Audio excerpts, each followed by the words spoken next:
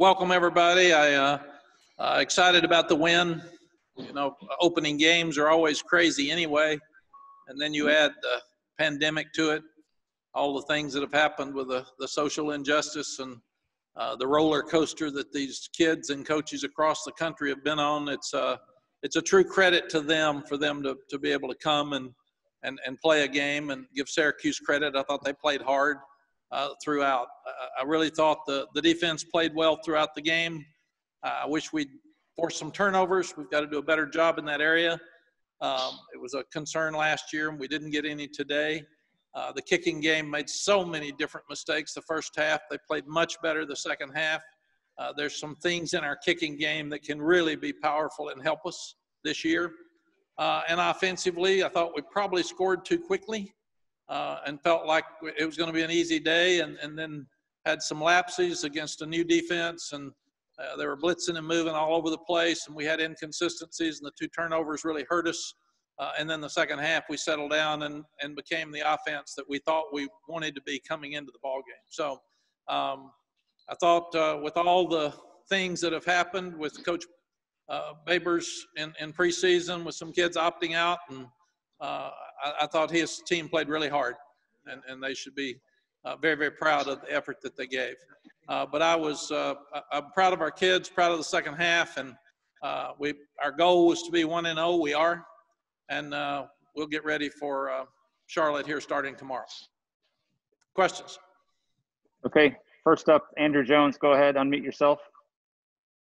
Hey, Coach. A lot of the talk the last 5 weeks is about improving the pass rush. 7 sacks today. What was key?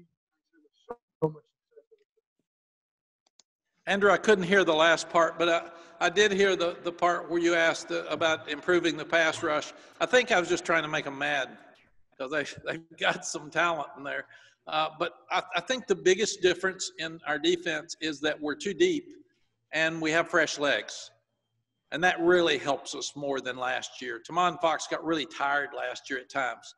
But there's a lot of guys out there that can rush the passer now, and I thought they did a very, very good job of that today. But being able to play too deep on defense will help us in special teams, because so many of those guys are on special teams, and it'll really help us cover and our pass rush.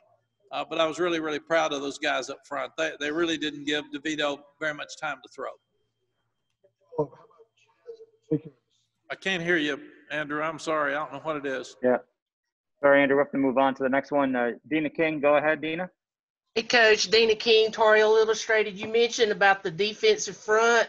That was one of your big concerns heading into the season. Give a grade on some of those guys, Tamari Fox, Ray Vahasic, Tamon Fox. How do you think they did? I kept seeing well, we knew Tamon was a good player. He's a good player every day. But I kept seeing Tamari show up and Ray Vahasic show up. And those guys penetrated. They made some plays for loss. And those 3 guys are really, really good. Tyrone Hopper got cramps at one point, so he had to come out. We've got to make sure that he and Chris Collins continue to grow at that position. And then we've got to bring Desmond Evans, who didn't play today, and Kamen Rucker, who played quite a bit in the fourth quarter. We've got to bring them on so we can keep fresh guys there. Miles Murphy played some in the fourth quarter, and I thought he made a few plays. And then you've got Zach Gill and Kevin Hester, who I'm not sure he played. I didn't think he did.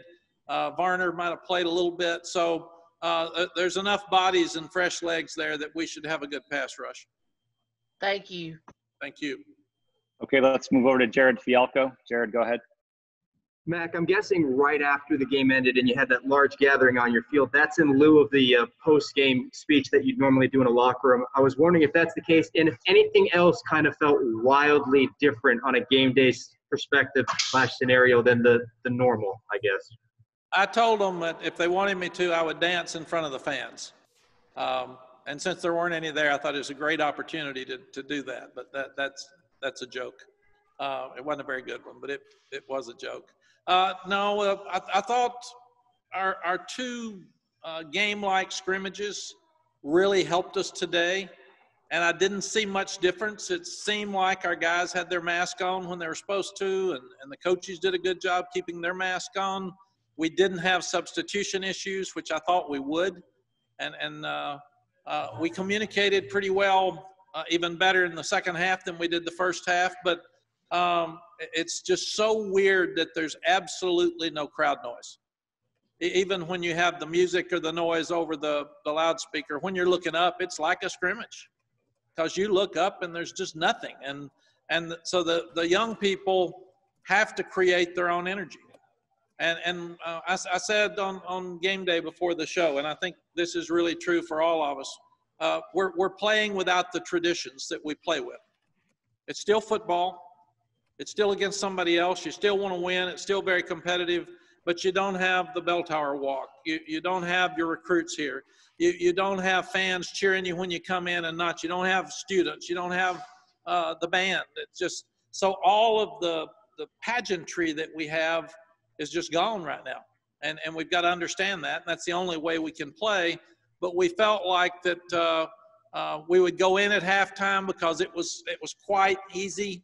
But if you go in after a win and everybody's singing in a smaller dressing room and they're really excited, and some may not have their mask on, that it was just a safer move for us to do all of our talking outside. So we've said, as long as there's no fans in the stands and there's not weather issues, then we will meet outside after the game before we go in. And I talked to Dino Babers before the game last Wednesday, I think, and just said, he and I waved after the game was over. Our players and their players waved, because, again, it's just safer if you don't get a lot of guys together hugging and with their buddies and high-fiving. And I think a few of the coaches might have had some conversation, but we wanted to be really, really safe after the game was over. Thank you, Mack. Thank you. Let's move over to Bridget Condon. Bridget, go ahead. Hey, Matt, going off on that, I know you had a big push this week and the past couple of weeks about having players' parents there. What was the biggest thing that you didn't notice? And could you kind of feel players in maybe big moments look up there out of routine looking for their parents? I couldn't feel the team looking for their parents because I just stayed too busy. I didn't think about it. In fact, when I walked out, we ended up we had 25 tickets and we gave them to our seniors for their families. And that's all we had. So there were 25 people in the stands. And that was it.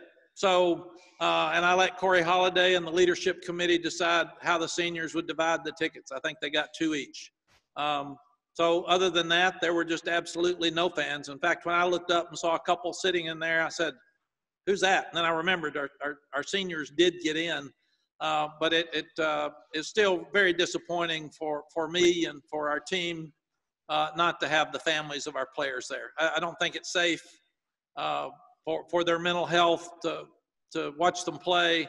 Many of these parents have told me this is the first time they've ever missed any sporting event in their life, in their history. So I hate that for them. And then we've told the players, you're going to go out with your parents tonight, because many of them came to town and just couldn't see the game. So be smart and be careful and still wear your mask. And we want to play next week.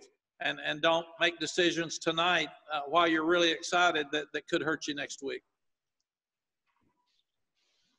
Okay, move over to Greg Barnes. Greg, go ahead. Mack, you've talked about how mistakes were going to happen given how things have played out this offseason. Obviously, you'll fix the corrections, but is this a game where you focus more on the positives and don't worry about the negatives so much? Greg, in your first ball game, you usually are fixing so many things anyway. And with us, we felt like it's probably a great opener for us, because there's a lot of things we've got to fix. And at the same time, they can see that we have a chance to be really good, because there were so many positives that we can build off of. But you can coach them much harder and be a lot more critical of them with the concerns that you have when you win. And we played a lot of people, so that's always good for morale as well. So we'll celebrate tonight. We'll be really excited tonight, and then tomorrow we'll really get after them. If you heard our meetings tomorrow, you'd think we would have lost the game. Thanks. Next up is Brendan Marks. Brendan, go ahead. Hey, Mac. Sam was sacked twice, took a couple other hits. I know Josh didn't end up playing today. Where were the breakdowns coming there for you, and how much is your level of concern with the offensive line and protecting him? I will have to wait and see that. It was hard to see. They were doing a lot of twisting and bringing an extra player. So I'm sure it was probably just somebody that missed. I know, in fact, on a run on 3rd down and 4, we got hit in the backfield, and we had an offensive guard just absolutely whiffed because they were trying to move every play, and they were undersized compared to us. So I thought Sam did a really good job changing up his snap count to keep them off balance, but they moved and blitzed every play, and earlier in the game, we just missed some. And Sam did a good job of getting rid of the ball most of the day. But we don't want to throw 2 interceptions, and we don't want to have those sacks. I mean, that's just who we are. What is your level of concern with Josh? With Josh. With Joshua, I'm sorry, I can't hear you. Josh is Zudu, Coach. Oh, I have none. He will be back soon. So. Thank you. The biggest concern I have with him is that he didn't play, and he's our best offensive lineman, and he can substitute in 4 spots. So that really hurt us. And hopefully he might play next week, but if not, the open week, he'll definitely be able to play by Boston College. But that'll be up to the medical team and Jeremy.